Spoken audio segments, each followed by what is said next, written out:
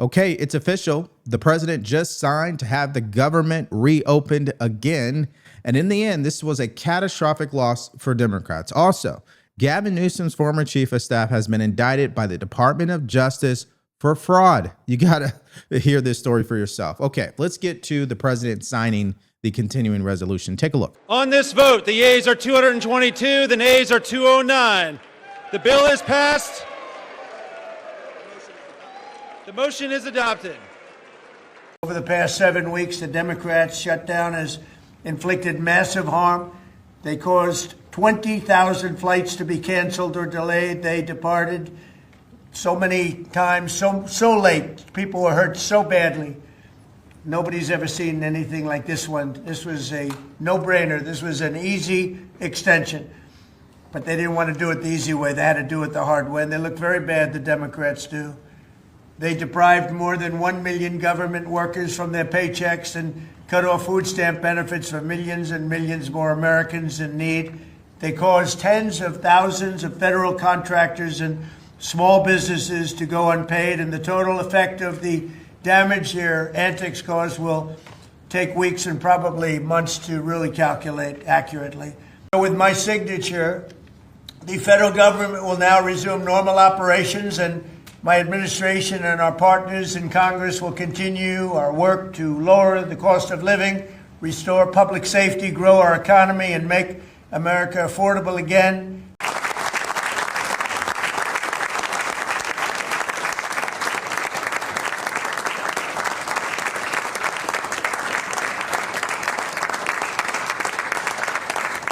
Okay, so clearly it is official that the government shutdown has ended. And when you look back on this, I think the number one question that you have to be asking yourself from a political point of view, what was gained from the 43 days of the government being shut down? What was gained on both sides, really? Who actually benefited from this? Who won, who lost? And why is this so important? Because guess what? This continuing resolution only lasts until January 30th.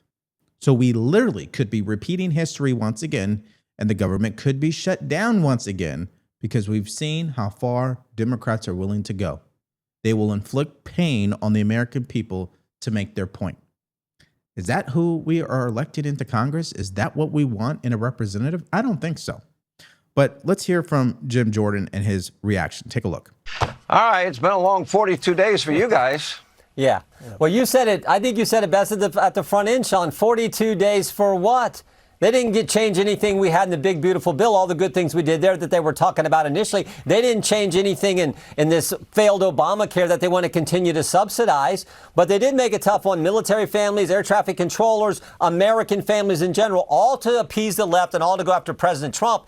And I think the real question is, are they going to do it again in January? You just played from comments from Democrats saying it was worth it. We should do. Like, are they going to do it again in 2.5 months? Because remember, this bill only takes us through to January 30th. They may try it again. So military families, Republicans are here to make sure you get paid. But Democrats, who knows what they're going to do in January? But more importantly, this is a huge loss for Democrats in both chambers, by the way.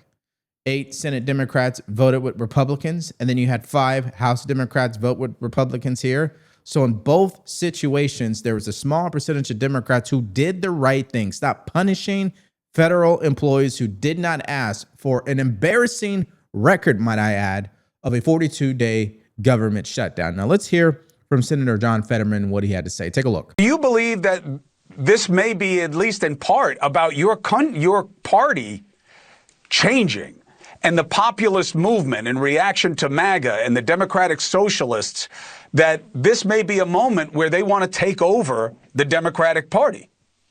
I promise you, America's future and my party's future is not socialism or kinds of outlandish far left kinds of ideas. And it's been a year ago, after we lost the election, a lot of those parts and part of those ideas pushed our party over the cliff. And that's why we're in this situation right now. That's why we're firmly in the minority. And that's why we've lost control of the White House.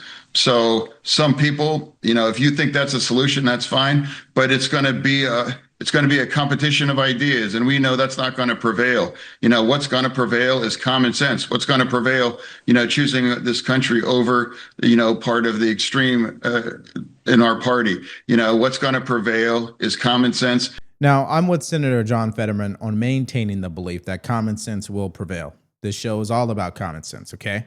Doesn't mean we always get things right. But where we are always coming from is the mindset of what is reasonable. Okay, even if we have to compromise on certain things, what's reasonable for the American people? What can we do to put America first? We know Democrats do not want to put America first. We know that. I think that's very clear at this point. They weaponized the government shutdown. They hurt their own constituents in the process. They said that it was worth it. And for what in the end? They got no concessions. In fact, you can argue Republicans in the Senate, they're the ones who try to sneak something in at the last minute, which was 8 Senate Republicans looking to sue the federal government for being spied on so they can receive $500,000 in their bank account. No thank you on that either. But in the end, this is a total loss for them, and I'm glad Senator John Fetterman is still obviously serving as a Democrat. Now, why don't we hear from Hakeem Jeffries? Because there's an opposing view to what happened, right? Only 2 ways, Mr. Speaker, that this fight will end. Either Republicans finally decide to extend the Affordable Care Act tax credits this year, or the American people will throw Republicans out of their jobs next year and end the speakership of Donald J. Trump once and for all. That's how this fight ends. What we've seen from Republicans from the very beginning of this presidency is a my way or the highway approach. That's been the Republican philosophy. Jam your extremism down the throats of the American people. That's what we've seen from day one of this presidency. That's the reason why the government has been shut down by Republicans and Donald Trump for the longest period of time in American history. This is very important for me, okay? Let me just ask you this. How many times have you received spam calls, spam text messages, and you're sitting there wondering, how did they get my information? Well, they got it because your personal information is being sold on the dark web. And I'm talking about your name, your email address, your mailing address, even your social security number. My wife and I were plagued with spam calls. And this is why today's video is sponsored by Aura. Aura helped us clean up our data, get it removed, stop the spam calls. It's dangerous out there. And we know the federal government isn't going to protect us. So we have to protect ourselves. That's why you have to use Aura. And not only will they get you to see what information has been sold or leaked on the internet, but they'll help you remove it and offer 24/7 monitoring. Try Aura today for free for the first 14 days by going to aura.com/avoid or click the link in the description below. You have to protect your personal data because no one else will do it for you. Again, that is aura.com/Devore. I mean, you really have to be a professional gaslighter to stand in front of a camera and talk about fixing a broken healthcare system that your party implemented, okay? It's Democrats who created Obamacare. It's Democrats who came up with Affordable Care Act subsidies. It's Democrats who put the expiration date on them. Isn't that interesting? But they stand in front of the camera and they act like, oh, we didn't break it. It's Republicans who broke it. Yeah, I mean, what a way to gaslight, right? Anyways, we know Hakeem Jeffries is just a pure liar. So why don't we get the bottom line truth and the facts to what happened, what led up to this point, and where we're going next. And I think Stephen Miller put it just perfectly. Take a listen. And I also think that tonight, President Trump's going to be very clear. The Democrats got nothing, Sean. They got nothing. Chuck Schumer went to the wall and lost. Hakeem Jeffries went to the wall and lost. Because at the end of the day, they could not convince Americans that we should shut down the government to fund their pet programs, to fund free benefits for illegal aliens, to fund health care for people who shouldn't even be in this country. What's terrifying, though, Sean, to keep hitting on this theme, is that the moderates have been driven out of the Democrat Party. Manchin is gone. Sinema is gone. And everyone in that party understands that if they don't toe the line with the leftists, they'll be driven out too.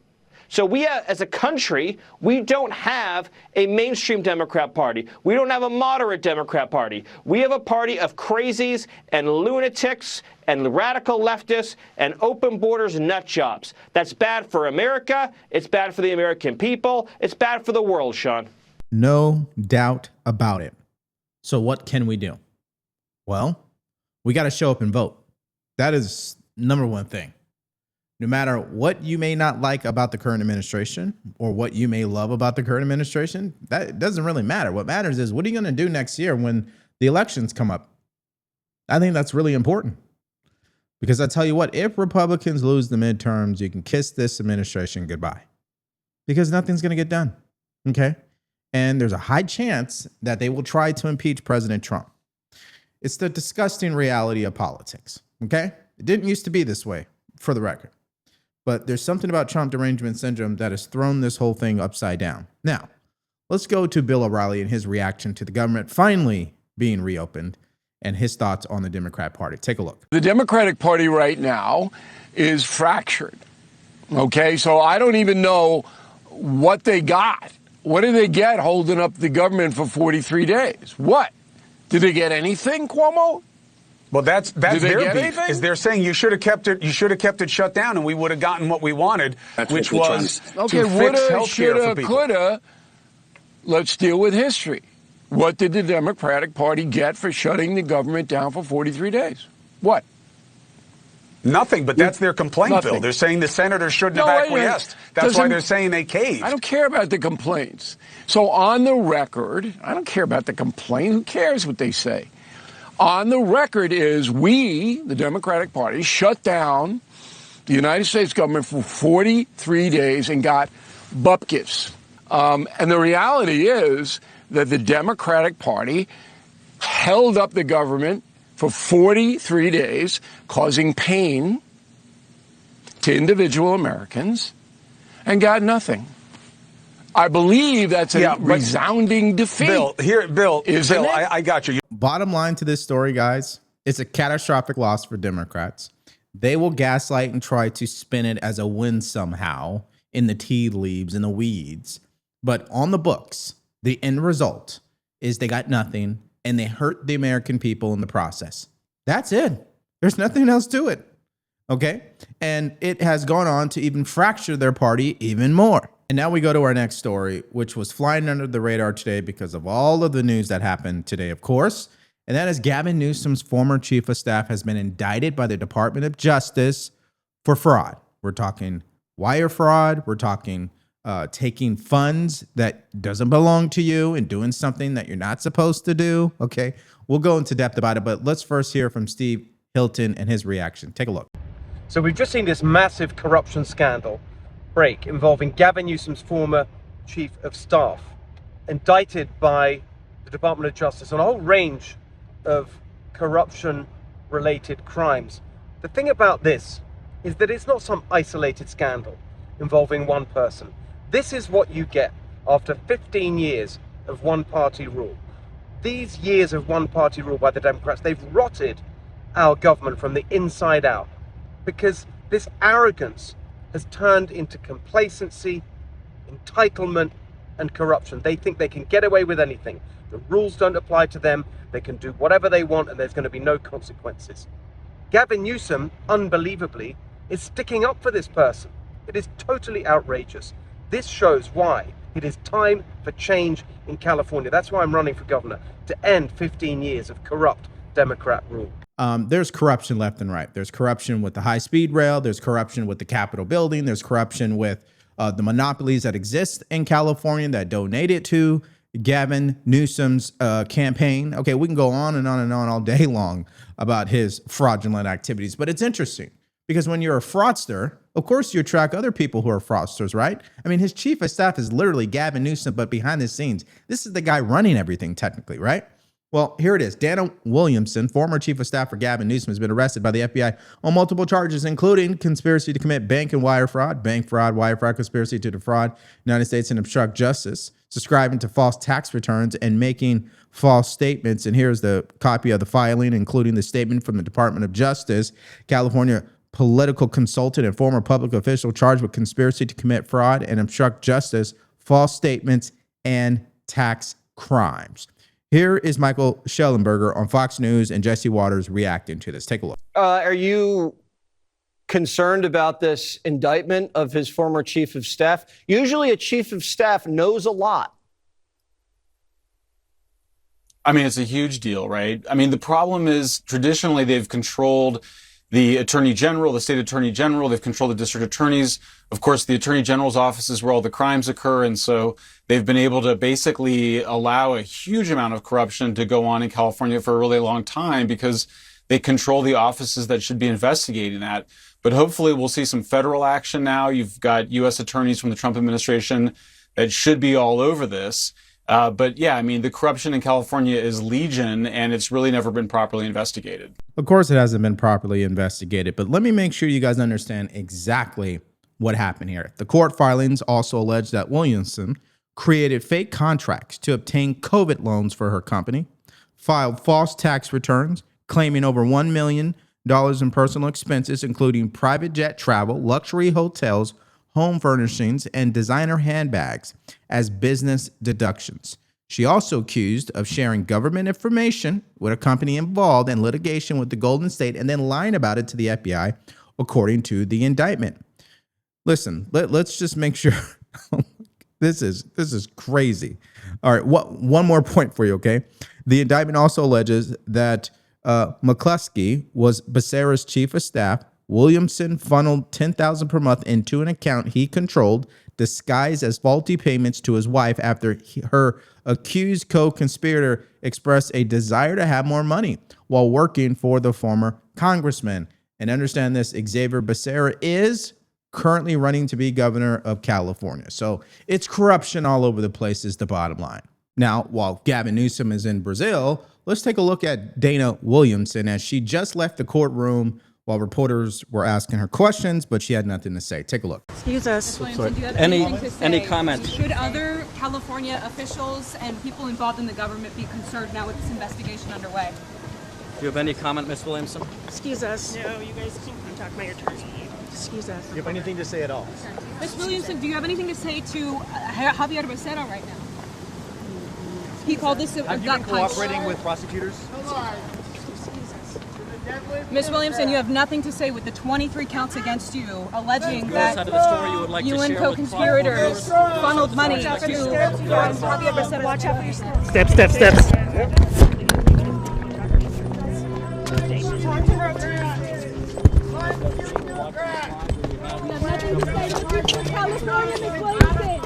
Should Governor Gavin Newsom be concerned, Ms. Williamson? Should Governor Gavin Newsom be concerned? Motherfucker, get out of the fight lane! Fucking selfish piece of shit! It's a fight lane, not a loading! It always baffles me that when people are taking money that doesn't belong to them, particularly taxpayer dollars, especially when you're talking about campaign funds, I mean, you're asking to get arrested.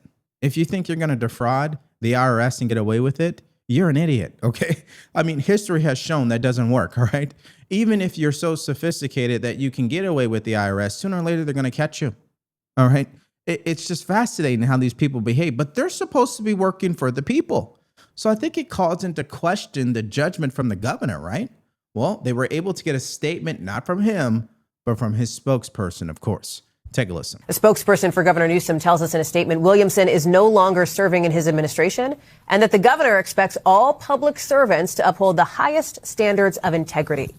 Our Chief Justice correspondent Kelly O'Donnell is following this one for us. Kelly, what's going on here? What do we know and how did this develop? Well, this looks like kind of old-fashioned political corruption allegations, where Dana Williamson is among 5 people who are accused of funneling money from what was a dormant political campaign account, and we don't know which candidate is associated with that, and doing things like paying expenses, giving one of the co-conspirators a no-show job where a spouse gets paid, but there's no work involved.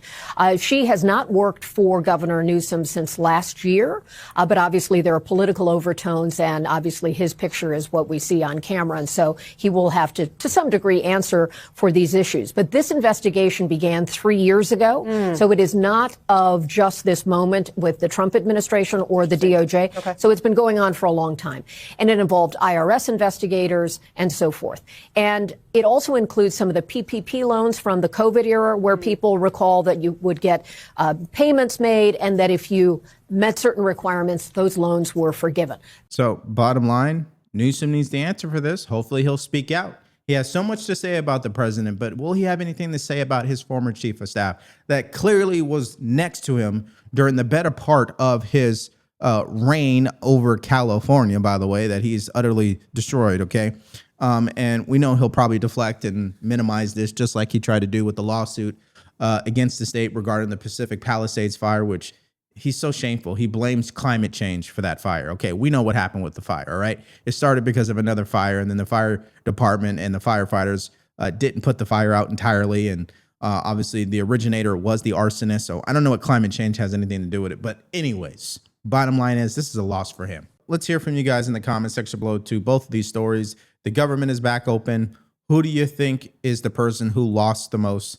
And who do you think won from this 43-day government shutdown? And what do you make of Gavin Newsom's former chief of staff being indicted by the Department of Justice? We now know that the case originated from 3 years ago. So what was this man doing with this individual at his side? She just left his side only a year ago, folks.